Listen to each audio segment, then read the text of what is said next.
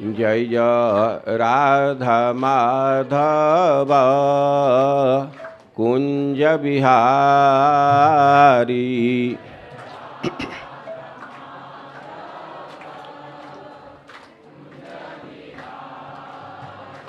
जय गोपीजन वल्लभ गिरिवरधारी।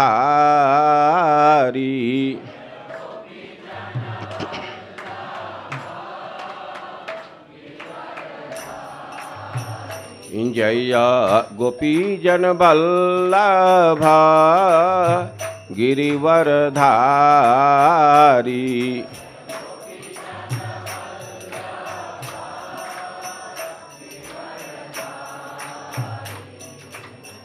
यशोदानंदन ब्रज जन रंजन।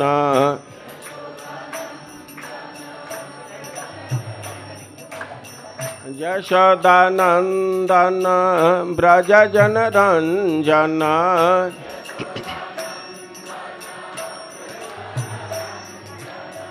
यमुना तीरा वनचारी।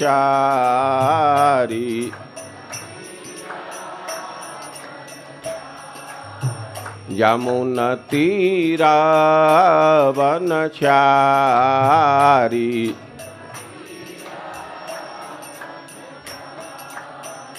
जय राधा माधव कुंज बिहारी।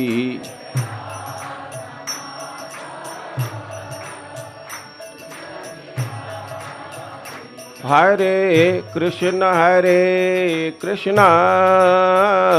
कृष्ण कृष्ण हरे हरे। हरे राम राम राम हरे हरे।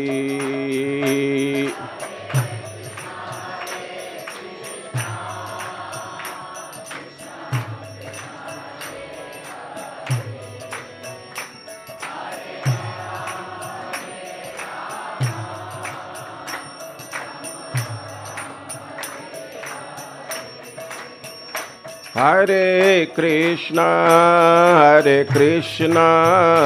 कृष्ण कृष्ण हरे हरे। हरे राम राम राम हरे हरे।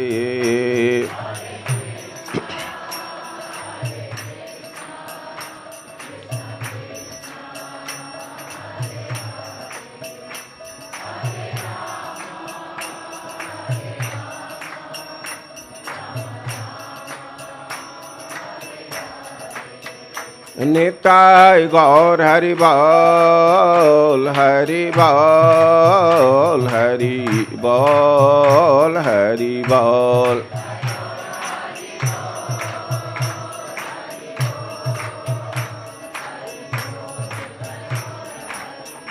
जय जय प्रभुपाद प्रभुपाद प्रभुपाद प्रभुपाद।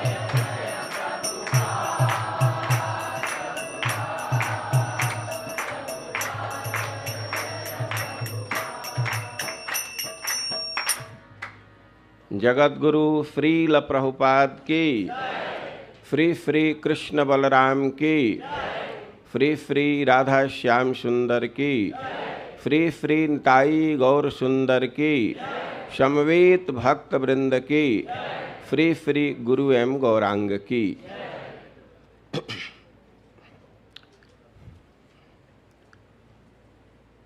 ओम अज्ञानतिमिरान्धस्य ज्ञानाञ्जनशलाकया चक्षुरुन्मीलितं येन तस्मै श्रीगुरवे नमः। हे कृष्ण करुणा सिन्धु दीनबन्धो जगत्पते गोपेश गोपिका कांत राधा कांत नमस्तुते। तप्त कांचन गौरांगे राधे वृंदावनेश्वरी वृषभानुसुते देवी प्रणमामि हरिप्रिय। नमो महावदान्याय कृष्ण प्रेम प्रदायते कृष्णाय कृष्ण चैतन्य नाम्ने गौरतुषे नमः। श्री चैतन्य मनोभीष्टं स्थापितं येन भूतले स्वयं रूपः कदा मह्यं ददाति स्वपदान्तिकं। वाञ्छाकल्पतरुभ्यश्च कृपा सिन्धुभ्य एव च पतितानां पावनेभ्यो वैष्णवेभ्यो नमो नमः। जय श्री कृष्ण चैतन्य प्रभु नित्यानंद श्री अद्वैत गदाधर श्रीवासादि गौर भक्तवृंद। हरे कृष्णा कृष्णा कृष्णा हरे हरे, हरे राम राम राम हरे।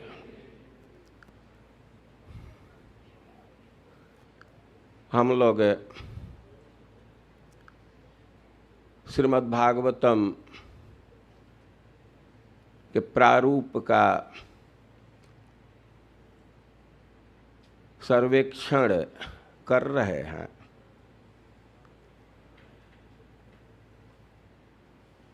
सार्वभौम प्रभु जी भगवान के उपदेश के कुछ अंश को प्रस्तुत किए। आप जानते हैं लक्षण से उद्धव जी समझ गए थे कि भगवान अपने लीला का संवरण करना चाहते हैं। उद्धव जी बहुत विकल हो रहे थे। भगवान उनकी विकलता को शांत करते हुए उपदेश किए। उपदेश के क्रम में उद्धव जी कई एक प्रश्न भी किए हैं और भगवान उनका उत्तर दिए हैं। अब प्रसंग के अनुसार, प्रश्न के अनुसार भगवान कई एक योगों का, कई एक प्रकार के साधन का उल्लेख किए। लेकिन कुछ कुछ ऐसे साधन हैं जिसका संपादन साधारण लोगों के लिए कठिन होता है। उद्धव जी अपना विचार दे रहे हैं 29वें अध्याय में, एकादश स्कंध के 29वें अध्याय में कि सुदुश्चरा मिमाम मन्ये योगचर्याम अनात्म योगचर्याम मनात्मन अमनात्मन। जिसका मन कंट्रोल में नहीं है, जो अपने मन को बस में नहीं किए हैं, और योग का आचरण करना हमको कठिन लग रहा है। यथांजसा पुमान सिद्धे तन में ब्रूहि अंजसा च्युत। कोई ऐसा उपाय बतलाइए साधारण आदमी भी सिद्धि को प्राप्त कर जाए। उद्धव जी अपना विचार दे रहे हैं कि प्रायशः पुंडरीकाक्ष युंजंतो योगिनः मनः विसिदन्ति असमाधानान् मनोनिग्रह कर्षिता। योगियों की इच्छा तो होती है कि मन को एकाग्र करे, लेकिन अपना अपना संस्कार होता है। मन पर अनेक जन्म का संस्कार है, मन एकाग्र होता नहीं है। जो भी लोग प्रयास करते हैं, सफलता नहीं मिलती है और उनको खिन्नता का अनुभव होता है और मन को एकाग्र करने में परिश्रम का भी अनुभव करते हैं। और उद्धव जी तो अपना विचार दे रहा है कि अथात आनंद दुघम पदाम्बुजम हंसा फ्रेरन अरविंद लोचन। अरे कि जो हंस है सार असार का विवेक रखते हैं, जड़ चेतन का विवेक रखते हैं, तो वे तो भगवान के चरण का ही आश्रय लेते हैं। भगवान के चरण के विषय में कह रहे हैं आनंद दुघम। भगवान के चरण की विशेषता है कि वहाँ से आनंद की प्राप्ति होती ही रहती है। और सुखम न विश्वेश्वर जोग कर्म भी त्वन माया में विहता न मानी न। और भगवान का आश्रय ले करके वे आसानी से माया को पार कर जाते हैं, आनंद का अनुभव करते हैं।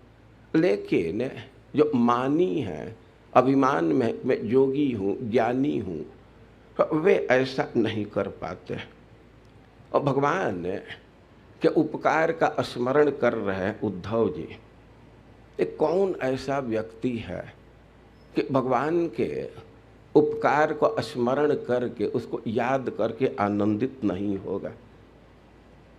और जो व्यक्ति भगवान के उपकार का ख्याल रखेगा तो कौन ऐसा व्यक्ति होगा कि उनके चरणों का आश्रय नहीं लेगा। भगवान एक एक व्यक्ति के सुहृद हैं, एक एक आवश्यकता को पूर्ण कर रहे हैं। और सबसे बड़ी बात है कि ज्ञान प्रदान कर रहे हैं। और उद्धव जी कह रहे हैं नैवोपयंत पचितिम कवयस्तवेश ब्रह्मायुषापि कृत मृद्ध मुदस्मरंत। कि जो विद्वान व्यक्ति है ब्रह्मायुषापि, साधारण है, जन्म की बात क्या है, ब्रह्मा की आयु प्राप्त करके भी भगवान के ऋण से उऋण नहीं हो सकता। खास करके योन्तः बहिस्तनुभृतम अशुभम विधिन्वन। अब भगवान के उपकार की गिनती की जाए अब इसके अतिरिक्त हम कुछ नहीं बोल पाएंगे। लेकिन सामान्य रूप से आप गीता के 15वें अध्याय से समझ सकते हैं भगवान अपने मुख से जीवों के प्रति क्या क्या करते हैं इसको बोले हैं। सबको धारण वे किए हैं, स्मृति वे दे रहे हैं। कर्म फल को समाप्त करने के लिए भोग की सुविधा दे रहे हैं। पृथ्वी को धारण किए, चंद्रमा में स्थित हैं, आग के तेज के रूप में स्थित है, जीवन के पद पद पर सहयोग कर रहे हैं। लेकिन सबसे बड़ा उनका उपकार है कि ज्ञान प्रदान कर रहे हैं। दो रूप में भगवान जो हमको गति निर्देश कर रहे हैं वो सबसे बड़ा उपकार है। योन्तर बहिस्तनुभृताम अशुभम विधिन्वन आचार्य चैत्य वपुषा स्वगतिम व्यनक्ति। भगवान बहुत बहुत सुविधा दे रहे हैं, लेकिन सबसे बड़ा उनका उपकार है कि अपना स्वरूप बतलाते, अपना ज्ञान देते हैं। और ज्ञान दो जगह से देते हैं, बाहर में आचार्य वपुषा गुरु के रूप में स्थित होकर के, और भीतर में परमात्मा रूप से। और भगवान का उपकार का कोई बदला नहीं चुका सकता, ब्रह्मा का आयु प्राप्त करके भी। और ऐसे उद्धव जी अपना विचार प्रकट कर रहे थे, लेकिन प्रश्न किए हैं कि कोई आसान उपाय बतलाइए। तो अब साधारण व्यक्ति के लिए भगवान उपाय बतला रहे हैं कि कुर्यात् सर्वाणि कर्माणि मदर्थम सनकै स्मरण। कि अपने सारे क्रियाकलाप को हमारे लिए करना चाहिए। देखिए कोई कोई व्यक्ति हैं कि कर्म का त्याग नहीं कर सकते, वे इतने कर्म के अभ्यस्त हो गए हैं कि उसका वे त्याग नहीं कर सकते। तो भगवान कह रहे हैं कि कर्म करो, लेकिन मदर्थम कर्माणि, और बहुत त्वरा नहीं होना चाहिए, सनकै, धीरे धीरे आगे बढ़ना चाहिए। मयि अर्पित मनश्चित्त मद्धर्मात्म मनोरति। अपने मन और बुद्धि को मुझको अर्पित करके मेरे लिए कर्म करो। और देशन पुण्यन आश्रयित। भगवान कह रहे हैं कि पुण्य देश का, द्वारका इत्यादि जो धाम है, पवित्र क्षेत्र है, उसका आश्रय ग्रहण करो। और भक्त साधु भी फ्रितान, देवासुर मनुष्येषु मद्भक्ता चरितानि च। अरे कि हमारे भक्त हर समाज में हुए हैं। तो जो शुद्ध भक्त हैं, चाहे असुर समाज से हो, देवता से हो, मनुष्य से हो, और उनका जो आचरण है उसका अनुगमन करो। और पृथक क्षत्रिण वा मह्यम पर्व यात्रा महोत्सवान, कहने कि हमारा उत्सव मनाओ। उत्सव के विषय में कह रहे हैं कि पृथक क्षत्रिण वा, यदि साधन संपन्न है तो अकेले ही उत्सव का आयोजन कर सकते हैं। यदि साधन संपन्न नहीं है तो क्षत्रिण कई एक लोग मिल करके कर सकते हैं।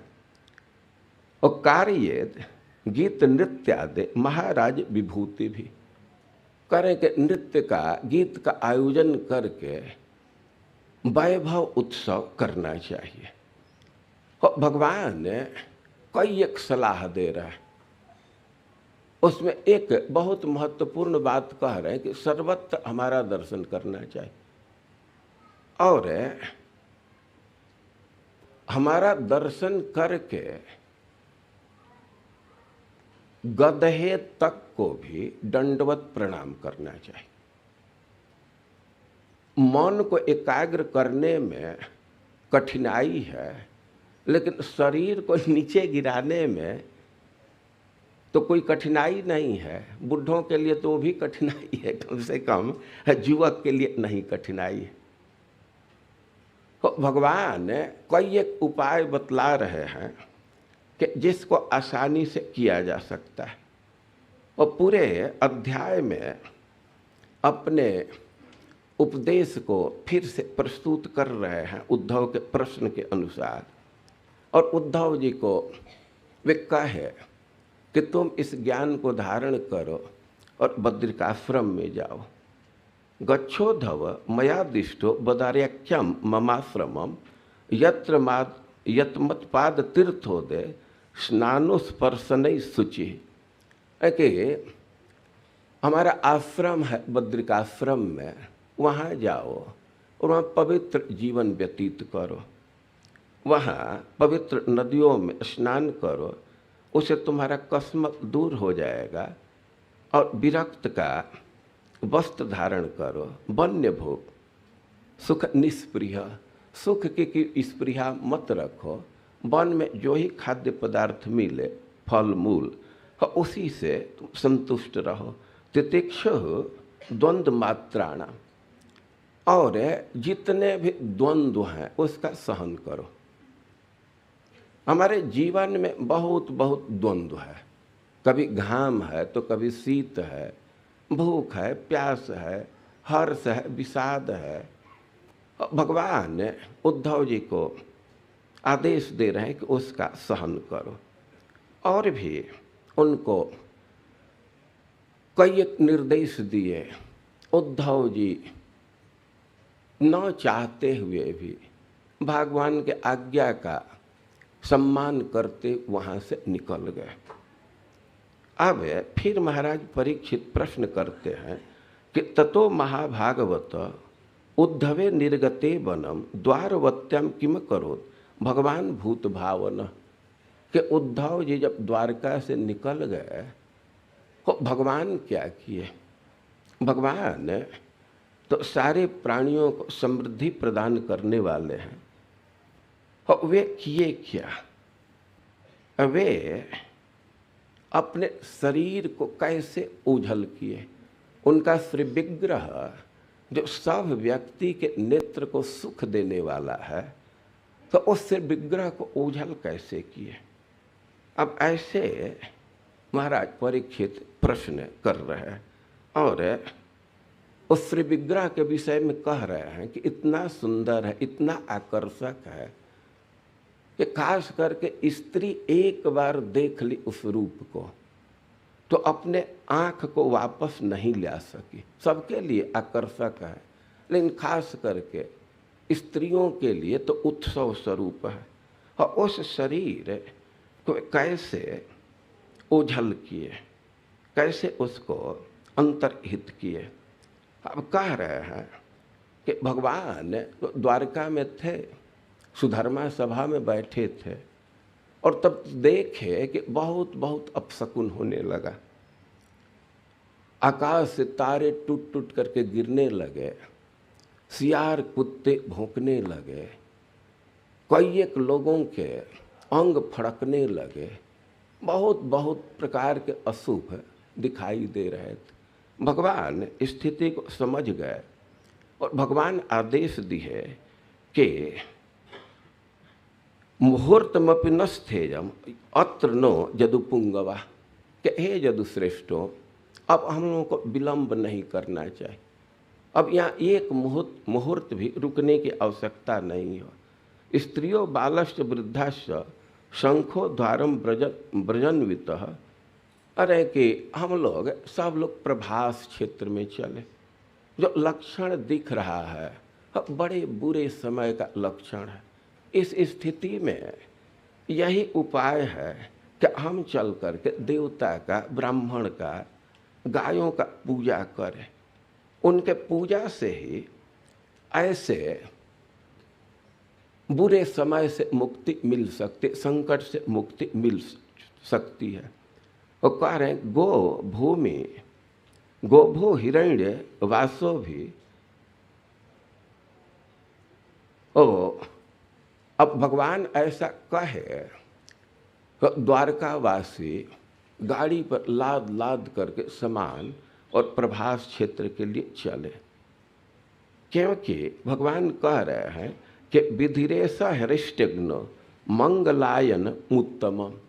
किसी अरिष्ट का, दुरित का नाश करने का यही विधि है, मंगल अर्जित करने का यही विधि है कि देव द्विज गवाम पूजा भूतेषु परमो भव। देवताओं के पूजा की जाए, गाय के पूजा की जाए, ब्राह्मणों की पूजा की जाए, तो हम लोग को यही कार्य करना चाहिए। इसी से हम अपने बुरे समय को शांत कर सकते हैं। अब भगवान की बात सुन करके सब लोग प्रभास क्षेत्र में गए और दान देने लगे, सुंदर सुंदर भोजन कराने लगे। एक तरह से यज्ञ प्रारंभ कर दिए, यज्ञ होने लगा। लेकिन अब दैव का विधान, अंत में वे मदिरा पी लिए। अब मदिरा पान किए, नशा में हो गए और आपस में ही गाली गलौज करने लगे। भगवान उनको मना कर रहे थे, लेकिन वे भगवान की बात भी नहीं सुने, बलराम जी की बात नहीं सुने और हथियार ले करके वे लड़ने लगे और इतनी भारी लड़ाई किए कि उनका सब हथियार खत्म हो गया। अब क्रोध में थे, गाली गलौज के आवेश में थे, हथियार सब खत्म हो गया, टूट गया, ये नष्ट हो गया। और समुद्र में एरका घास था, उसी को उखाड़े और उससे लड़ने लगे। एरका एक साधारण घास है, लूंज पूंज, लेकिन उनके हाथ में आते ही वो वज्र के समान कठोर हो जाता था। अब वे उसी से आपस में लड़ने लगे और कह रहे हैं कि अब आपस में लड़ने लगे और वे सब नष्ट हो गए। मेरे मदिरा का पान किए थे वो एकदम अपना विवेक खो गए, पूरा नशा में हो गए। अब सबको नष्ट हुए देखे बलराम जी, तो वो भी समुद्र के तट पर गए और वहाँ अपने लीला का संवरण कर दिए। भगवान एक पीपल के एक छोटे पीपल के वृक्ष के नीचे बैठे थे। ऐसे अपने पैर को दूसरे पैर पर रख करके बैठे थे। एक जरा नाम का बहेलिया था, उसको लगा कि कोई मृग दिख रहा है और वह भगवान पर बाण चला दिया। अब बाण चला करके नजदीक गया अपने शिकार को प्राप्त करने के लिए, तो वह अपने भूल को महसूस करने लगा। अब तो बड़ा शोक में पड़ गया कि हम तो बहुत भारी अनर्थ कर दिए, बहुत भारी गलती कर दिए। भगवान से क्षमा मांगने लगा, लेकिन भगवान कहे कि ना ना, तुम्हारी कोई गलती नहीं है, ये हमारी इच्छा से ही ऐसा हुआ है। और भगवान ने बहेलिए को स्वर्ग भेज दिए और अपने श्री विग्रह को भी अंतर्हित कर दिए। भगवान का श्री विग्रह किधर गया, क्या हुआ, कोई देख नहीं पाया। देवता लोग तो फूल बरसाने लगे। और भगवान अपने लीला का संवरण किया। लेकिन आगे वर्णन किया गया है कि ओझल होने के पहले दारू को कहे थे कि सूचना जा करके द्वारका में दे देना। वे लोग तो प्रभास में थे। दारू गया, सूचना दिया, स्त्रियां वहाँ थी। अब अपने स्वजनों के नाश की बात सुनी, बहुत दुखी हुई। वे वहाँ से बड़ी तेजी से आई अपने स्वजनों के दाह संस्कार करने के लिए। और यहाँ श्रीमद् भागवतम में पढ़ेंगे तो ऐसे लिखा गया है कि बलराम जी की पत्नियां बलराम जी के शरीर को ले करके रो रही हैं और ऊपर ले जा करके पर्वत पर चिता लगाई और उसी में सती हो गई। और कई एक वर्णन है कि कई एक लोगों का, भगवान का भी शरीर वो नदी में तैरता हुआ दिखा। इस विषय में एक बात समझ लेना चाहिए कि पहले ही वर्णन किया जा चुका, कई एक बार इस बात को कहा जा चुका है कि सतन्वा भगवान शरीर छोड़ करके अपने धाम को नहीं गए। उनका शरीर यहाँ कहीं था नहीं। भगवान में शरीर और शरीरी का भेद ही नहीं है। लेकिन एक समस्या है कि प्रकट हम लोग देखते हैं, वर्णन पढ़ते हैं कि स्त्रियां चिता जला रही हैं, शव को ला रही हैं।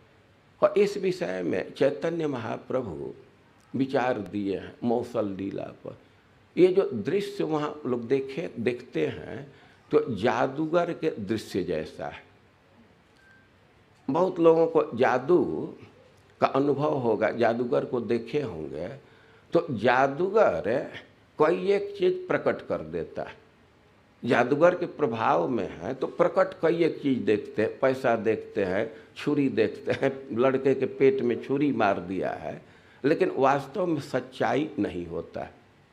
और जैसे जादूगर दृश्य उपस्थित कर देता है तो वैसे ही भगवान ये सब दृश्य उपस्थित किए थे। और इस विषय में कन्फ्यूजन नहीं होना चाहिए। और भगवान अपने लीला का संवरण किए। अब फिर महाराज परीक्षित का प्रश्न है कि भगवान अपने धाम में चले गए तो इस पृथ्वी पर किसका राज्य हुआ? कौन लोग इधर शासन किए, कौन लोग पृथ्वी का भोग किए? नवम स्कंध में ये वर्णन आया है कि बृहत सेन के वंश में अंतिम राजा होगा। बृहद्रथ के वंश में अंतिम राजा होगा, उसका नाम है पुरंजय। बृहद्रथ जरासंध के पिता का नाम है। और राज्य पृथ्वी पर अधिकार जरासंध का चल रहा था, उसके वंश का। तो पुरंजन नाम का राजा था और उसका मंत्री था सूनक। सूनक उसका मंत्री था और सूनक राजा की हत्या कर दिया और अपने पुत्र प्रद्योत को राजा बना दिया। कथा समझ रहे हैं ना? शासन था पुरंजय का, लेकिन उसका अपना मंत्री ही उसकी हत्या कर दिया और अपने बेटा प्रद्योत को राजा बना दिया। तब प्रद्योत का वंश चलने लगा, वही लोग राजा बनने लगे। प्रद्योत का पुत्र है पालक, पालक का पुत्र है विशाखयूप, उसका पुत्र है राजत और उसका पुत्र है नंदीवर्धन। उस सूनक के वंश के लोग राज्य करने लगे।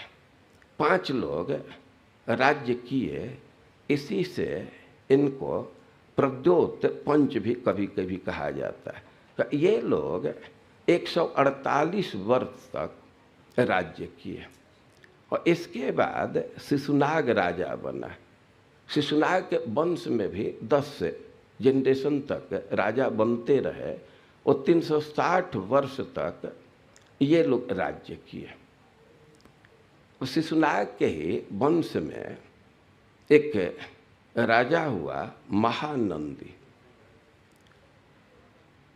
वो नंद का पुत्र था, वो महानंदी नहीं, वो बहुत बलवान था।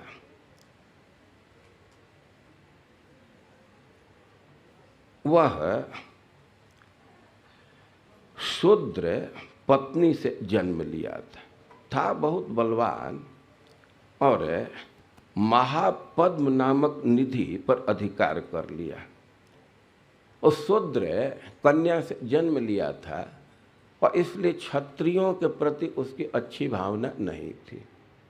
अब वो क्षत्रियों का नाश करने लगा। तो एक तरह से देखा जाए तो परशुराम जी ही बन गया। यद्यपि उसका पराक्रम बहुत अधिक था, बहुत कड़ा शासन किया, लेकिन उसका स्तर निम्न था, शूद्र कुल से था और राजा का जो व्यवहार होना चाहिए वैसा वह निर्वाह नहीं किया। उसके वंश में बहुत गिरावट आ गया, राजा की गरिमा में ह्रास होने लगे। ये लोग 100 वर्ष तक राज्य किए।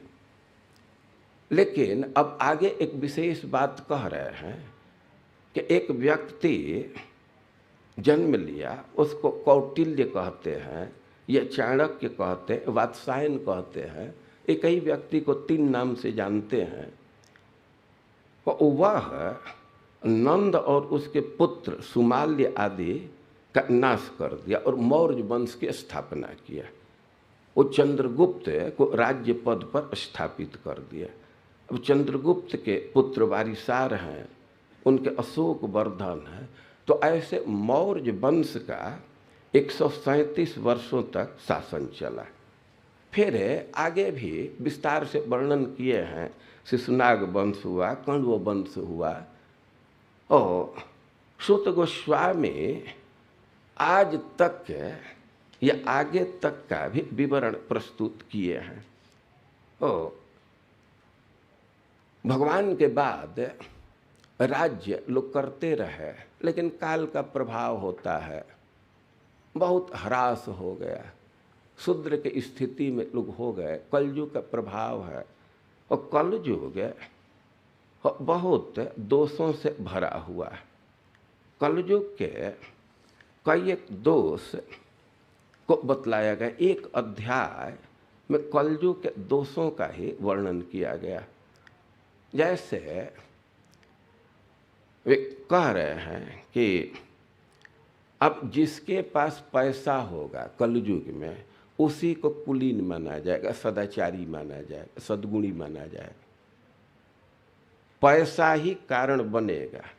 और जिसके पास बल होगा वो अपने बल के अनुसार न्याय व्यवस्था को वो प्राप्त करेगा या धर्म की व्यवस्था को अनुकूल कर लेगा।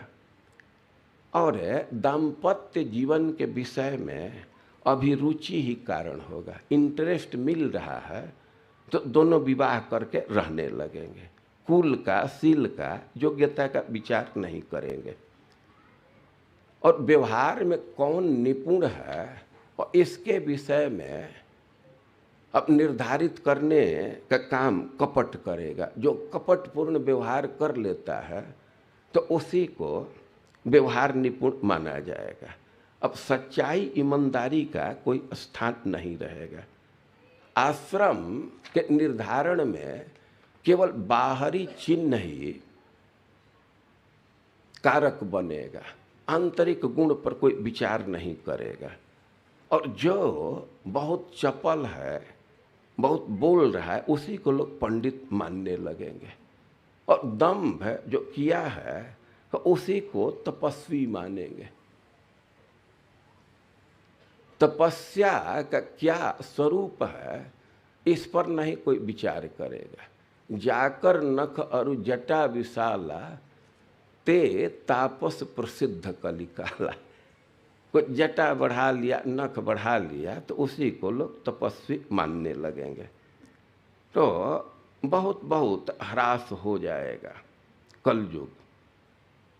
और इस विषय में वे कह रहे हैं कि यद्यपि कलयुग में बहुत बहुत दोष है, स्थिति बहुत निम्न स्तर पर आ जाएगी, लेकिन फिर भी भगवान उपाय दिए हैं। कलयुग के दोष से व्यक्ति बच सकता है।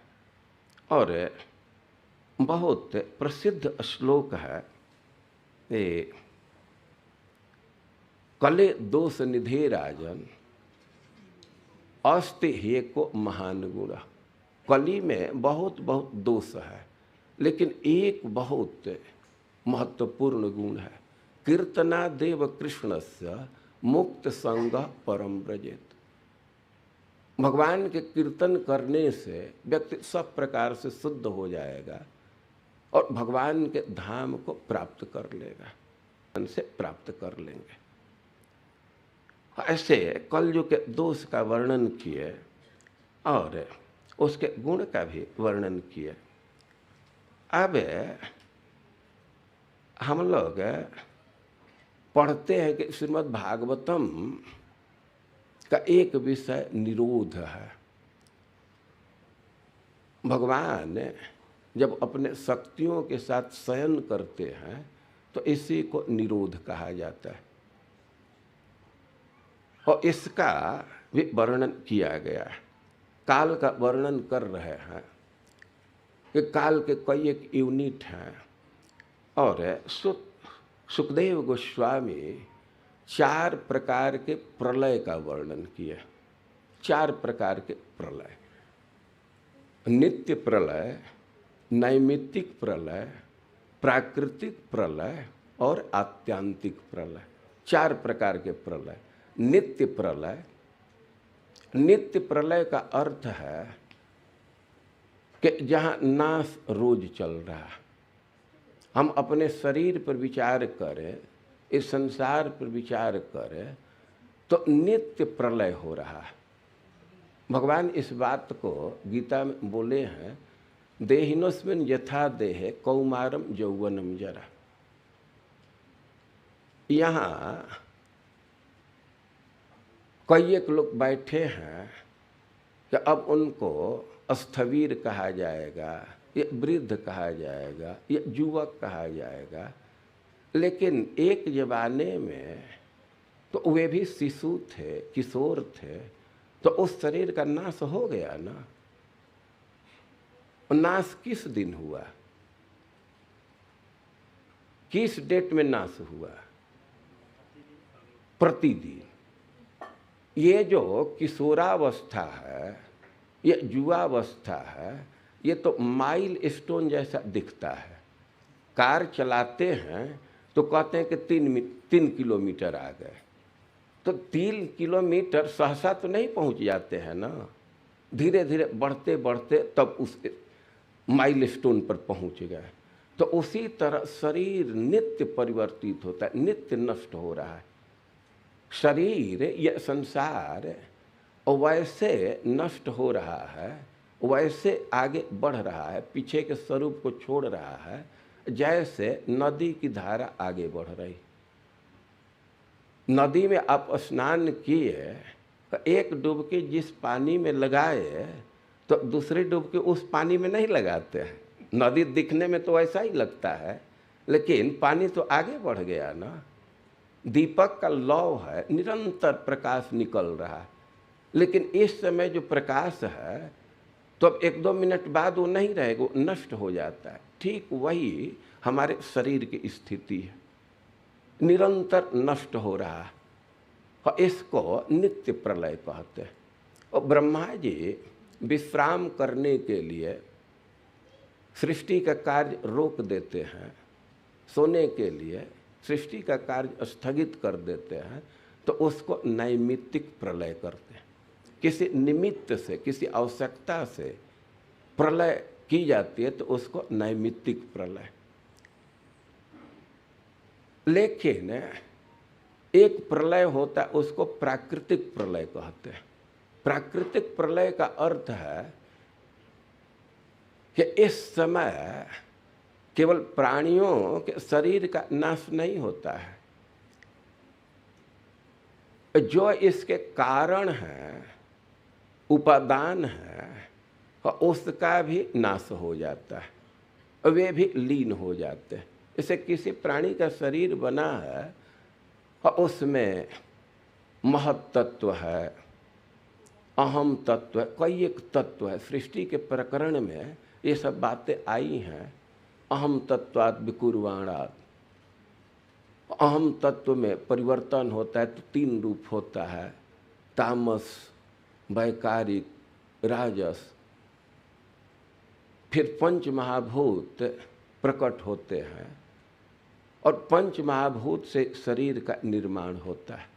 लेकिन जो सृष्टि के कारक हैं, उपादान है, मूल उपादान है, और वे भी अपने कारण में लीन हो जाते हैं, समाप्त हो जाते हैं, और उसको प्राकृत प्रलय कहा जाता है। और प्राकृत प्रलय का एक प्रोसेस है। जब भगवान को प्रलय करना होता है और उसके पहले ही इंद्र वर्षा करना बंद कर देते हैं। 100 साल तक एकदम वर्षा नहीं, और सूर्य का ताप बढ़ जाता है। उधर से शेष नाग जी अपना और फुफकार छोड़ देते हैं, चिंगारी निकलने लगती है, ऊपर से भी ताप और नीचे से भी ताप, और वर्षा इत्यादि के अभाव में भोजन नहीं मिलता, तो पेट से भी ताप, अपने शरीर में भी ताप है, और भीतर नीचे से भी ताप, ऊपर से ताप। अब सब सूख जाता है। सूर्य की इतनी प्रचंड किरण होती है कि शरीर का, ये सरोवर का, समुद्र का सब रस सोख लेते हैं। अब रस सोख लिए और नीचे से संकर्षण देव के फण से चिंगारी निकलती है, पूरा संसार जल करके ध्वस्त। जैसे कणरा है, गोईठा, गोबर है, और गोबर में आग लग जाए तो गोबर वैसे ही बना रहता है। कणरा जो खास करके कम उम्र के पशु के गोबर हैं उसको कणरा कहते हैं, तो पूरा पूरा जल जाएगा, लेकिन जले हुए अवस्था में वैसे पड़ा रहेगा। आप लोग लकड़ी देखे होंगे, लेकिन लकड़ी को इस रूप में अनुभव नहीं करते हैं। पूरा पूरा लकड़ी यथावत नहीं रहता है, कुछ तो झड़ जाता है, लेकिन कुछ हिस्सा वैसे ही बना रहता है। और संसार पूरा वैसे जल जाता है। और आते इसकी बात अब खूब वर्षा होने लगती है। अब वर्षा के धारा के विषय में लिखा गया है कि रथ का धूरा जितना मोटा होता है उतना मोटा मोटा धारा गिरने लगता है, सब जगह जल। भूमि अपने कारण जल में लीन। अब बहुत हवा चलती है, तो हवा के चलते अब सब पानी भी सूख गया, उसमें लीन हो गया। फिर आग में लीन होकर के हवा में, तो ऐसे अपने अपने कारक में सब लीन हो जाते हैं। सृष्टि के जो भी उपादान हैं वो सब नष्ट हो जाते हैं, और उसको प्राकृत प्रलय कहते हैं। लेकिन कोई कोई चीज है कि उस प्राकृत प्रलय में भी नष्ट नहीं होती। अरे सृष्टि तो किया गया है जीवों के वासना को ध्यान रख करके, जीवों की भोग की इच्छा है, और उसी के लिए भगवान सृष्टि किए। लेकिन प्राकृत प्रलय हो, नैमित्तिक प्रलय हो, नित्य प्रलय हो, और भोग की वासना तो नहीं समाप्त होती है। और जब व्यक्ति ब्रह्म स्वरूप हो जाता है, अपने स्वरूप को प्राप्त कर जाता है, मुक्त हो जाता है, तो उसको प्राकृत प्रलय कहा गया है। और प्रलय 4 प्रकार का: नित्य प्रलय, नैमित्तिक प्रलय, प्राकृतिक प्रलय और आत्यांतिक प्रलय। आत्यांतिक प्रलय हो गया तो अब फिर सृष्टि से कोई कनेक्शन नहीं रहेगा। तो ये 4 प्रकार के प्रलय का वर्णन किया गया। अब और कथा को आगे बढ़ाते हैं और कह रहे हैं कि अब इस प्रकार कथा सुने परीक्षित महाराज बड़े ही संतुष्टि प्राप्त किए। वे अपना अनुमोदन दे रहे हैं, अपना विचार दे रहे हैं। सिद्धोस्मि अनुगृहीतोस्मि भवता करुणात्मना। महाराज सुखदेव से कह रहे हैं कि हम सिद्ध हो गए, आप करुणा से युक्त हैं, आपके कारण, आपके द्वारा मैं सिद्धि को प्राप्त हो गया। बहुत भारी अनुग्रह है आपका कि श्रावितो यज्ञ में साक्षात अनादि निधनो हरि। वे क्या करुणा है। और कह रहे हैं कि आप भगवान की लीला को सुनाएं। श्रावित साक्षात अनादि निधनो हरि, आप भगवान को प्रस्तुत किए।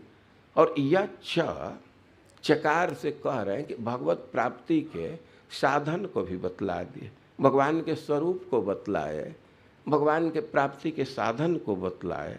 तो हम तो अपने को सिद्ध मान रहा। और ये आपके कृपा का फल है। अज्ञ लोगों पर आप जैसे लोग कृपा करते ही हैं। और हमको मृत्यु से कोई भय नहीं है। अज्ञानम च निरस्तम में ज्ञान विज्ञान निष्ठया भवता दर्शितम क्षेमम परम भगवतः पदम। आप भगवान के चरण कमल का दर्शन करा दिए, भगवान के धाम का वर्णन कर दिए, उसको दर्शन करा दिए। तो अब हमारी कोई समस्या नहीं है, परम कल्याण को आप दिखा दिए। और इस प्रकार कह करके परीक्षित महाराज सुखदेव गोस्वामी की पूजा किए और पूजा स्वीकार करके और ऋषियों के साथ सुखदेव गोस्वामी अपने स्थान को चले गए। महाराज परीक्षित भी अपने मन को समाहित किए और मन को एकाग्र करके संसार से बिल्कुल अप्रभावित हो गए। उदाहरण दिया गया है कि स्थाणु इव, जैसे कोई वृक्ष है, वो शाखा से युक्त है, पत्ता से युक्त है, तो हवा चलने पर हिलता है, हवा से प्रभावित हो जाता है। लेकिन ऐसा कोई कोई वृक्ष होता है कि जिसमें कोई डाढ़ नहीं है, कोई पात नहीं है, केवल तन्ना भर रहता है, तो उसको स्थाणु कहते हैं। हम लोग उसको ठूंठ कहते हैं। तो अब हवा चले भी तो उस पर कोई प्रभाव नहीं पड़ता। और परीक्षित महाराज दुनिया से अपने को ऐसे काट लिए कि मानो वे ठूठ वृक्ष हों, ठूठ पेड़ हों, कोई वहाँ प्रभाव नहीं था उन पर। और कह रहे हैं कि उधर तो तक्षक तैयारी में था कि महाराज परीक्षित को काटना है। लेकिन एक ब्राह्मण थे कश्यप, उनका नाम था। वो कश्यप ऋषि से भिन्न व्यक्ति हैं। तो वे सांप के विष को उतारना जानते थे। उनके पास विद्या थी कि सांप के विष को वे समाप्त कर सके। और वे भी अपना औषधि ले करके और महाराज परीक्षित के नज़दीक जा रहे थे, उधर ही जा रहे थे। अब तक्षक विचार किया कि यदि ये वहाँ पहुँच जाएंगे तो हमारे काटने का कोई मतलब ही नहीं, वो तो उपचार कर देगा, हमारा प्रयास सब विफल हो जाएगा। तो नेगोशिएट किया उस ब्राह्मण से और उनको बहुत धन दे कर के कहा कि अब ये सब झोला लेकर के जा रहे हैं पैसा के लिए ही ना, यहीं से वापस चले जाए। और ब्राह्मण वहाँ से वापस आ गए। अब तक्षक का भी साहस नहीं था कि डायरेक्ट महाराज का दंशन करे। वह एक ब्राह्मण का रूप धारण करके गया और दंशन किया। जरूर काटा महाराज परीक्षित का, लेकिन महाराज परीक्षित के विषय में तो अब पहले ही सुन चुके हैं कि वो ब्रह्मभूत हो गए थे, अब वे संसार से परे थे, वे तो ऐसे ही मृत हो गए थे, अपने से ही, संसार से कोई प्रभाव नहीं था, ब्रह्मभूत थे। वो तक्षक जा करके दंशन किया, हाँ, उससे शरीर में आग लग गई और परीक्षित महाराज का शरीर दग्ध हो गया। ऐसे परीक्षित महाराज के निर्याण का, महाप्रयाण का वर्णन किया गया है। अब आगे बतला रहे हैं सूत गोस्वामी के जो शास्त्र है, वेद पुराण है, और उसको कैसे विभाजित किया गया, और लंबा लिस्ट है कौन किस अंश को धारण किया, और ये सारे विभाजन को एक अध्याय में प्रस्तुत किया गया है। और कई एक धारा उधर से चली है। अब जब शास्त्रों के विभाजन का लिस्टिंग कर रहे हैं तो उसी में पुराण का भी नाम आ गया, पुराण का गिनती करने लगे। वो पुराण पराशर जी या जो भी इसके धारण करने वाले हैं, पुराण की गिनती किए, पुराणों के नाम लेने में मार्कंडेय ऋषि, मार्कंडेय पुराण का नाम लिया। परीक्षित महाराज को पता था कि मार्कंडेय पुराण के वक्ता मार्कंडेय ऋषि।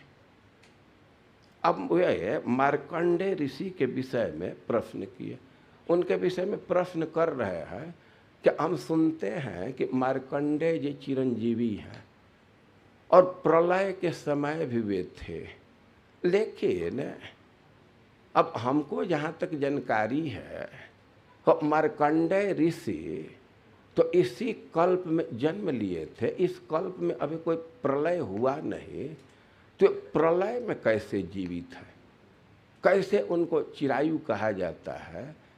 ऐसे बात स्थापित है कि प्रलय में भी वे सर्वाइव किए रह गए, ये बात समझ में नहीं आ रही है। वो मार्कंडेय ऋषि के विषय में बतलाइए। अब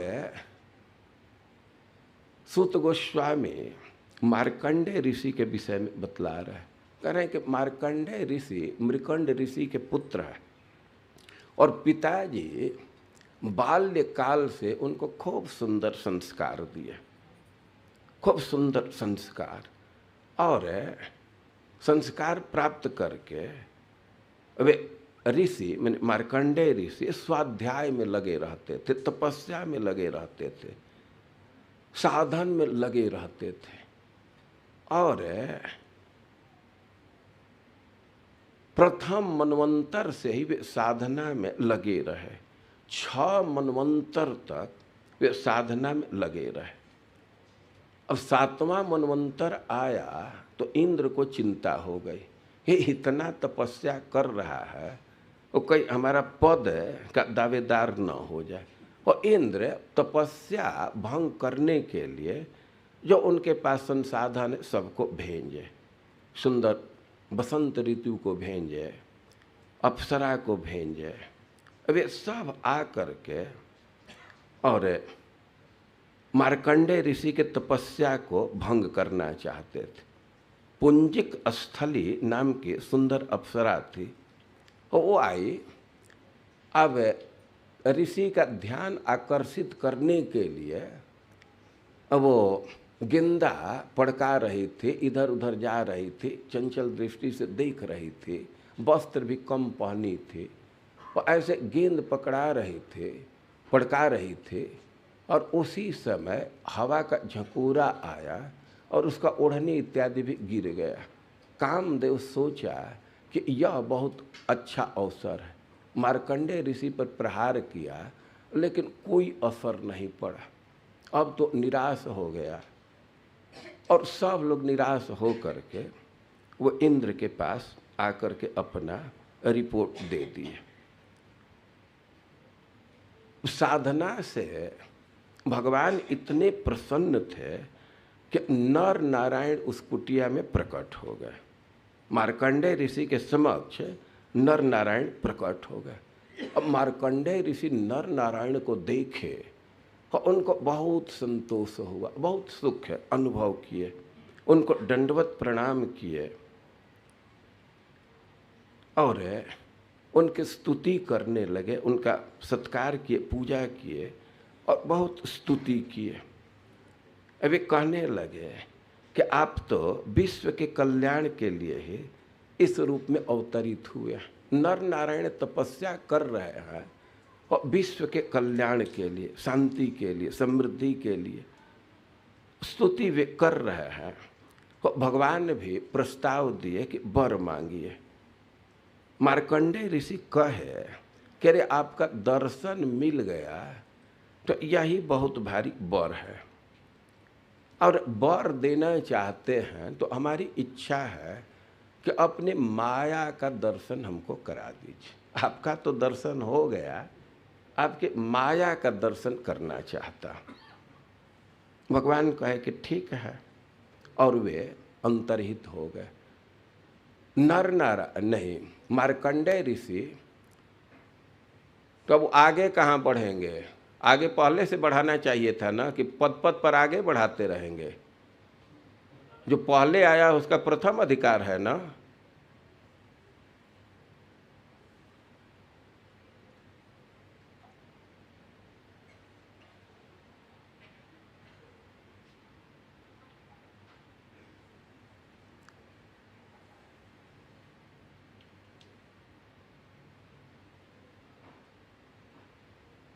हम भाई विक्षेप को नहीं सहन कर पाते हैं। जो भी व्यवस्था पहले में कह दिया था कि पहले ही कर लेना चाहिए। अब हम क्या कह रहे थे कोई बतलाइए। आए, हम माया का दर्शन करना चाहते थे। भगवान तो अंतर्हित हो गए, लेकिन वे प्रतीक्षा में थे कि कब माया का दर्शन कराएंगे, कब दर्शन कराएंगे। वो प्रतीक्षा में बैठे थे। एक नदी के तट पर बैठे थे, पुष्पभद्रा नदी के तट पर अपने उपासना में रत थे। और तब तक तेज हवा चलने लगी। हवा चलने लगी तो सब हवा के चलते आवाज आने लगी। और इसके बाद थोड़े देर में बादल छा गया। अब बादल छा गया और खूब मोटी मोटी रथ के धूरे के समान वर्षा का बौछार गिरने लगा और सब जगह जल जल जल, एकदम जलमग्न हो गया। सब जगह जल ही दिख रहा था और सब लोग डूब गए, कोई नहीं दिख रहा था। मार्कंडेय जी अकेले थे।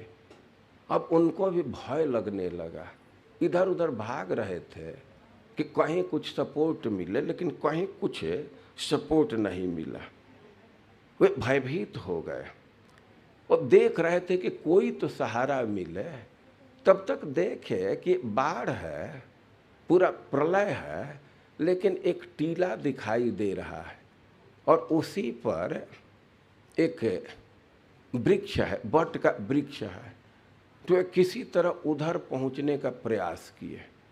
जब नजदीक में गए तो देखे कि बट वृक्ष के शाखा झुके हुए हैं और उसके एक पत्ता दोना के रूप में है और वहाँ छोटा सा एक बच्चा है, उससे बहुत प्रकाश निकल रहा है। कुछ दूर तक एकदम सुनहरा प्रकाश दिख रहा था। अब तो ध्यान उनका उधर गया, उधर ध्यान गया। नजदीक गए तो बच्चे के रूप को देख करके, सौंदर्य को देख करके उनको इतना आनंद हुआ कि उनकी थकावट समाप्त हो गई। बहुत भाग दौड़ किए थे, थके हुए थे, लेकिन उस सौंदर्य को देख करके, रूप छटा को देख करके उनके थकावट दूर हो गई। अब उनके मन में था कि व्यक्ति है कौन, थोड़ा और नज़दीक चले। अब नज़दीक जा रहे थे तब तक उस लड़के के सांस से खींच करके उसके पेट में चले गए। जैसे कभी कभी मुंह से सांस लेते हैं तो मच्छर मुंह में आ जाते हैं ना, वैसे ही अब उनके मुख में चले गए।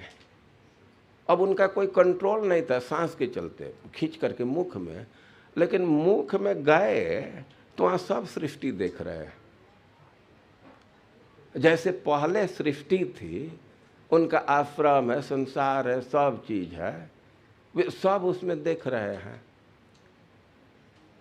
अब वे बड़े आश्चर्य में पड़े कि ये मैं क्या देख रहा हूं। वे भीतर सब चीज देख रहे हैं। और फिर अब बच्चा सांस छोड़ा तो फिर वे बाहर आ गए, सांस के साथ ही बाहर आ गए।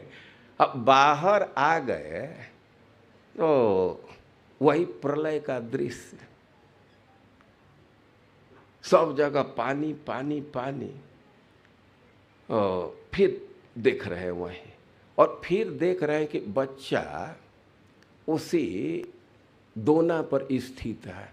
तो इतना आकृष्ट हो गए थे बच्चे से कि सोचे कि एक बार उसका आलिंगन कर लें, एक बार उसको छू लें। और बच्चे को छूने के लिए थोड़ा आगे बढ़े और तब तक बच्चा अंतर्हित हो गया। तब अब वे पुनः अपने सामान्य स्थिति में आ गए।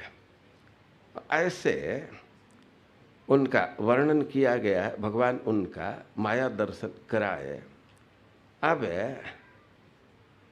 एक प्रश्न होगा कि वो कैसे चिरायु हो गए। और शिव जी उनके साधना से बहुत प्रसन्न हुए। भगवान अंतर्हित हो गए, लेकिन फिर भी वे अपने साधना में लगे रहे और बड़े विस्मय से अब भगवान के विषय में सोच रहे थे। उनके मन में बहुत भारी विस्मय था। भगवान के जो जो लीला को देखे थे उसके चलते बहुत विस्मय में थे, बहुत आश्चर्य में थे। और आश्चर्य के भाव में ही अब मन ही मन भगवान की शरणागति को स्वीकार कर रहे थे। और तब तक शिव जी वहाँ प्रकट हो गए।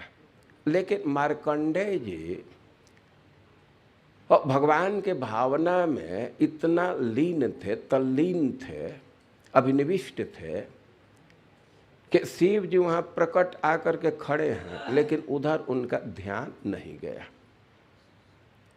और शिव जी और प्रकट खड़े थे बाहर, लेकिन देखा ही नहीं रहे उधर मार्कंडेय ऋषि। तो शिव जी उनके हृदय में प्रवेश कर गए। अब हृदय में जब दिखने लगे तो उनकी वृत्ति कुछ बाह्य हुई। अब उनकी समाधि थोड़ी ढीली हो गई और फिर शिव जी का वे दर्शन किए और वहाँ देखे कि शिव जी हैं, पार्वती जी हैं। पार्वती जी को बहुत वात्सल्य उभर रहा था। वो अपने पति से कही कि इतना तपस्या कर रहा है, अरे कुछ प्रकट गिफ्ट देना चाहिए, बाद में नहीं, इसी समय कुछ देना चाहिए, कुछ तो कीजिए इनके लिए। तो अब शिव जी प्रस्ताव रखे कि भाई जो वर मांगना हो मांग लो। और मार्कंडेय ऋषि कहे कि आपका दर्शन प्राप्त हुआ, वे अपने आप में एक वर है, लेकिन वर मांगने की बात कह रहे हैं तो भगवती अच्युताम भक्ति तत्परेषु तथा त्वयि। अब आग्रह ही आपका है, तो मैं यही वर मांग रहा हूँ कि अच्युताम भक्ति भगवती, भगवान में दृढ़ भक्ति हो जाए, जो भक्ति कभी स्खलित न हो। और केवल भगवान में ही नहीं, तत्परेषु, भगवान के जो भी भक्त है तो उनमें भी भक्ति हो, और विशेष करके त्वयि, आप में। और ऐसे वे वर मांग रहे हैं। वर का प्रस्ताव पाने पर यही वर मांगे।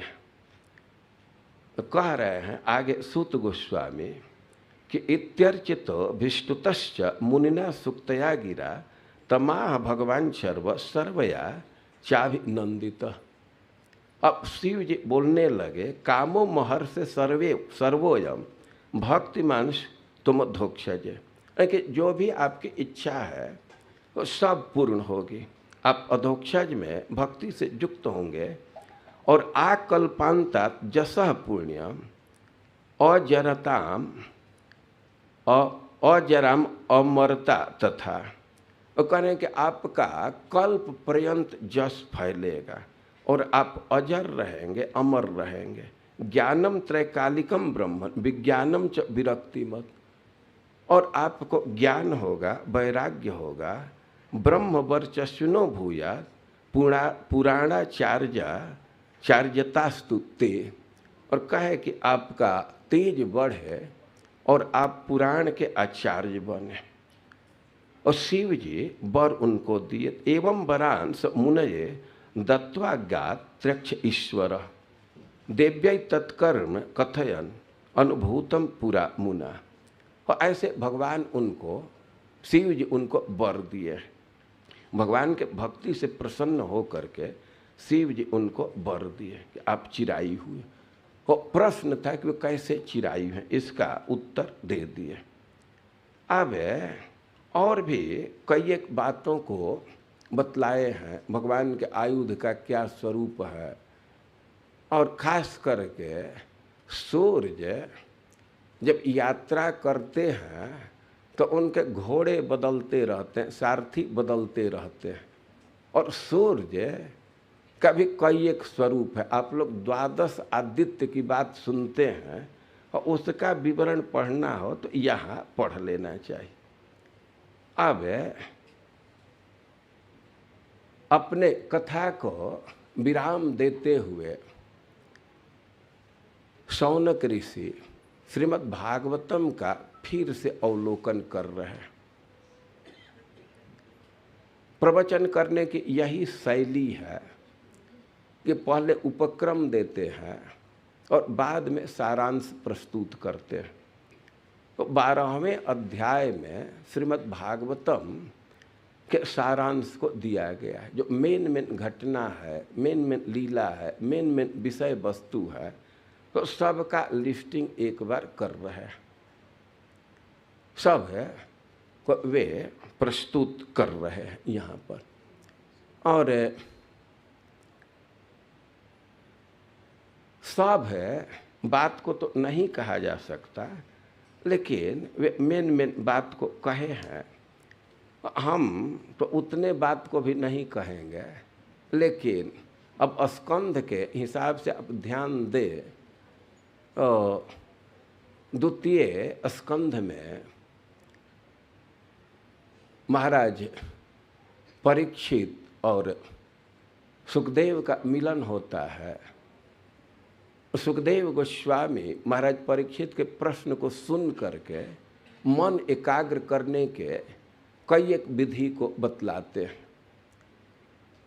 और सुखदेव गोस्वामी पुनः प्रश्न करते हैं सृष्टि के विषय में, और उसका विस्तार से उत्तर देते हैं। उसी क्रम में नारद जी को नहीं, ब्रह्मा जी को भगवान जो भागवत बोले हैं उसको प्रस्तुत किए। नारद जी व्यास जी को बोले हैं, क्या निर्देश दिए हैं, उन सब बातों का उल्लेख है। तृतीय स्कंध में विदुर और उद्धव का मिलन है, उनका प्रश्नोत्तर है। और उद्धव के निर्देश से विदुर जी मैत्रेय ऋषि के पास जाते हैं। वहाँ मैत्रेय ऋषि से कई एक प्रश्न करते हैं और उसका उत्तर देते हैं। उसी क्रम में वे भागवत के परंपरा को भी बतलाते हैं। शंकरषण देव सनकादियों को भागवत बोले और उसी भागवत को प्रस्तुत किए। अब इनमें मनु महाराज के वंश का वर्णन है, तो उसके क्रम में देवहूति और कपिल का संवाद बहुत महत्वपूर्ण है, जिस पर इस सप्ताह में बहुत कम या कुछ भी चर्चा नहीं हुई, लेकिन साइज के दृष्टि से ये बहुत महत्वपूर्ण है। चतुर्थ स्कंध में उसी वंश के विस्तार का वर्णन बढ़ाया गया है और आकुति के संतति का वर्णन है, प्रसूति के विषय में वर्णन है, उत्तानपाद के विषय में वर्णन है। और उत्तानपाद के वंश के वर्णन में ध्रुव की बात आई और प्रचेताओं के विषय में प्रश्न कर दिए। प्रचेताओं को कहने के लिए अब ध्रुव के वंश के विस्तार का वर्णन किया गया है। पृथु महाराज का चरित्र है और उन्हीं के वंश में प्रचेता लोग जन्म लिए और प्रचेताओं की कथा है। और इसके बाद प्रचेताओं के जो पिता हैं उनके उद्धार की कथा है। और पंचम स्कंध में प्रियव्रत महाराज के वंश का वर्णन है, खगोल भूगोल का वर्णन है। अब छठे स्कंध में नरक से मुक्ति के प्राप्ति के रूप में, प्राप्ति के उपाय के समर्थन में अजामिल का आख्यान रखा गया है। और देवहूति के वंश के वर्णन के विषय में कई एक लोगों का वर्णन आया है। अब पोषण के दृष्टि से देखें, श्रीमद् भागवतम का एक विषय है पोषण, और पोषण की परिभाषा दी गई है तदनुग्रह। भगवान के अनुग्रह कोई पोषण करते हैं। तब यह दिखाया गया है कि पापी से पापी आदमी भी भगवान का आश्रय लेता है और उस पर भगवान कृपा करते हैं। अजामिल के प्रसंग को देकर के यह कहा गया, जो भगवान के आश्रय में है और कोई गलती भी कर देता है, फिर भी भगवान उसका पोषण करते हैं, उस पर कृपा करते हैं। भगवान के अपने आश्रितों की उपेक्षा नहीं करते। भगवान पर कभी कभी सवाल खड़ा कर दिया जाता है। खास करके अब सुग्रीव और बाली के चरित्र को देखें, रावण और विभीषण के चरित्र को देखें, और जिस कार्य के लिए भगवान एक व्यक्ति पर एक्शन लिए हैं, प्राण हर लिए हैं, अब उसी कार्य पर अपने भक्तों पर ध्यान नहीं दिए।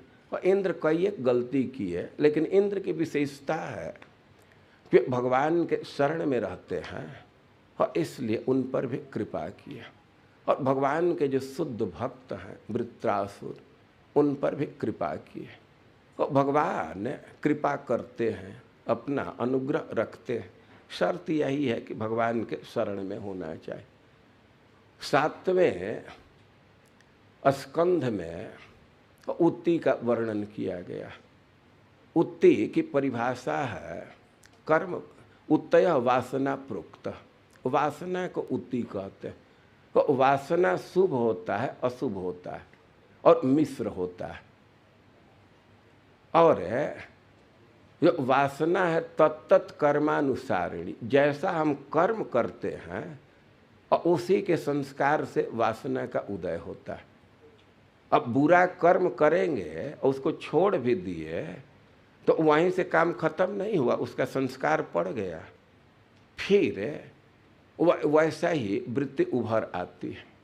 लेकिन एक महत्वपूर्ण बात है कि यदि वैष्णवों का अनुग्रह है तो हमारे हृदय में शुभ वासना का उदय होता है।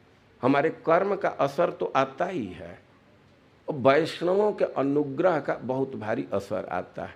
तो वासना के विषय में समझना चाहिए कि दो जगह से कंट्रोल है, अपने पास भी कंट्रोल है और एक रिमोट कंट्रोल भी है।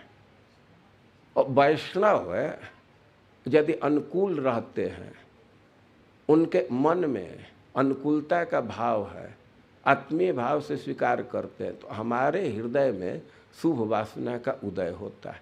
इस बात की स्थापना के लिए प्रहलाद महाराज के चरित्र को रखा गया है। प्रहलाद महाराज का बैकग्राउंड देखिए तो असुर के पुत्र हैं, साथ रहने वाले सब उसी परिवार के हैं, लेकिन कितना शुभ भावना है उसके पीछे कारण नारद जी का अनुग्रह। और वहीं इसके विपरीत देख सकते हैं कि जय विजय वैकुंठ में है, और वैकुंठ तो सबसे अच्छा स्थान है, सबसे अच्छे वहाँ लोग हैं, लेकिन सनकादियों के कोप से अब वे आसुरी योनि में आए और बहुत बहुत अशुभ भावना उदित होने लगा। और उत्ती के विषय में समझना चाहिए कि वासना को कहते हैं, कोई अशुभ होता है, अशुभ होता है, मिश्र होता है। और हम कभी शुभ कर्म करते हैं, अशुभ कर्म करते हैं, तो कर्म के चलते शुभ और अशुभ वासना का उदय होता है। और वैष्णवों का कोप हो गया, रंज हो गया, तो हमारे हृदय में अशुभ वासना का उदय होगा। और वैष्णव संतुष्ट हैं तो शुभ वासना का उदय होगा। और इस विषय में वैष्णवों के आशीर्वाद की बहुत महिमा है। वैष्णव रंज होंगे और हमारी भजन की प्रवृत्ति समाप्त हो जाएगी। वैष्णव संतुष्ट होंगे, हमारे हृदय में भजन की प्रवृत्ति आ जाएगी। और ऐसे श्रीमद् भागवतम के विषय का वर्णन कर रहे हैं। और अष्टम स्कंध, नवम स्कंध सबको संक्षेप में प्रस्तुत किए। और अब अंत में भागवत के महिमा को बतला रहे हैं। और भागवत के महिमा को बतलाने के लिए कुछ और कई एक तुलना भी दिए हैं। वे कह रहे हैं कि यदि वैष्णवों का नाम लिया जाए तो शिव जी का बहुत ऊंचा स्थान है। वे आदर्श माने जाते हैं, सबसे बड़े वैष्णव माने जाते हैं। और उसी प्रकार पुराणों में सबसे श्रेष्ठ भागवत है। कई एक उदाहरण दिए, लेकिन उसके पहले एक और महत्वपूर्ण चीज है। वे कह रहे हैं कि पुराण संख्या संभूति अस्य वाच्य प्रयोजने दानम दानस्य माहात्म्यम पाठादेश निबोधत। कथा का समापन करते हुए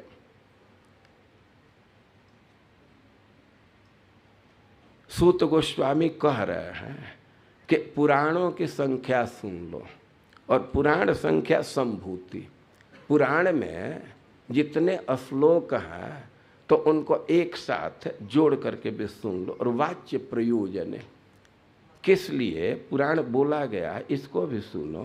और दानम दानस्य माहात्म्यम, दान की महिमा भी सुन लो। और दान कैसे किया जाता है तो इसको भी सुन लो। तो पुराणों के संख्या को बतलाए हैं। 18 पुराण है, और ब्रह्म पुराण में 10,000 श्लोक हैं, पद्म पुराण में 55,000 श्लोक हैं, विष्णु पुराण में 23,000 श्लोक हैं, शिव पुराण में 24,000 श्लोक है, भागवत में 18,000 श्लोक है, नारद पुराण में 25,000 श्लोक हैं, मार्कंडेय पुराण में 9,000, अग्नि पुराण में 15,000, भविष्य पुराण में 14,500, ब्रह्म वैवर्त पुराण में 18,000, लिंग पुराण में 11,000, बराह पुराण में 24,000, स्कंद पुराण में 81,100, वामन पुराण में 10,000, कूर्म पुराण में 17,000, मत्स्य पुराण में 14,000, गरुण पुराण में 19,000, और ब्रह्मांड पुराण में 12,000। तो सब है श्लोकों की संख्या जोड़ दीजिए तो 4 लाख श्लोक हो जाते हैं। 18 पुराण में 4 लाख श्लोक दिए गए। सब पुराण है, सबकी महिमा है, सब है प्रामाणिक है, लेकिन श्रीमद् भागवतम का स्थान सबसे ऊपर है। जैसे बहुत बहुत पवित्र नदियां हैं, लेकिन गंगा जी का स्थान सबसे ऊपर। और उसी तरह पुराणों की श्रृंखला में श्रीमद् भागवतम का स्थान सबसे ऊपर है। और शौनक ऋषि के प्रश्न का उत्तर देते सूत गोस्वामी श्रीमद् भागवतम कथा के समापन के तरफ हैं। और अब समापन कर रहे हैं, भगवान को बार बार नमस्कार कर रहे हैं, सुखदेव गोस्वामी को नमस्कार कर रहे हैं, और अंततः फिर भगवान को नमस्कार कर रहे हैं। वे कह रहे हैं नाम संकीर्तनम जस्य सर्व पाप प्रणाशनम। कह रहे हैं कि जिनका नाम संकीर्तन सारे पाप को नष्ट करने वाला है, और प्रणामो दुख समनस, उनको प्रणाम करना सारे दुख को शमित करने वाला, दूर करने वाला। तो ऐसे हरि को हम नमस्कार कर रहे हैं। तो हम लोग सूत गोस्वामी के साथ नमस्कार करेंगे। आप लोग पीछे से बोलिए, नाम संकीर्तनम जस्य सर्व पाप प्रणाशनम प्रणामो दुख शमनस तम नमामि हरिम परम। नाम संकीर्तनम जस्य सर्व पाप प्रणाशनम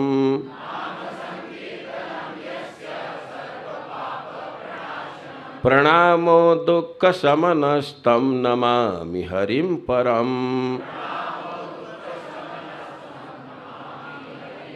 सब लोग साथ में बोलिए, नाम संकीर्तनम जस्य सर्व पाप प्रणाशनम प्रणामो दुख शमनस्तम नमामि हरिम परम। हम लोग भी यहाँ कथा को विश्राम दे रहे हैं। भगवान की कृपा से बिना किसी बाधा का ये आयोजन संपन्न हो गया। सार्वभौम प्रभु जी इसका शुरुआत किए, इनके शुभ शुरुआत से कोई बाधा नहीं आई। वैसे हमारे लिए यह प्रथम अनुभव है। 7 दिन की कथा तो बोलते रहते हैं, वो तो बहुत बोले हैं, लेकिन कभी सप्ताह नहीं किए। 1-2 बार प्रयास किए भी तो अंत तक तो नहीं पहुँचे। एक माता जी का आग्रह था, इन्हें सिनॉप्सिस थोड़ा बतला दीजिए, लेकिन अब 11 स्कंद 12 स्कंद बाकी ही रह गया। लेकिन इस बार सार्वभौम जी का नेतृत्व है तो पीछे पीछे हम भी घसीट करके पहुंच ही गए। यहाँ के भक्त लोग हमको यह सम्मान दिए, उनके प्रति आभारी हैं। ब्रज लीलानाथ प्रभु हमको फ़ोन करके बतलाए कि हम लोग भागवत सप्ताह करना चाहते हैं, क्या विधि है बतलाइए। तो मैं सोचा कि विधि के लिए पूछ रहे हैं, कोई ये चीज़ बतला दिया। अब इसके बाद कह रहे हैं कि हम लोग वक्ता के रूप में भी आपको चाह रहे हैं।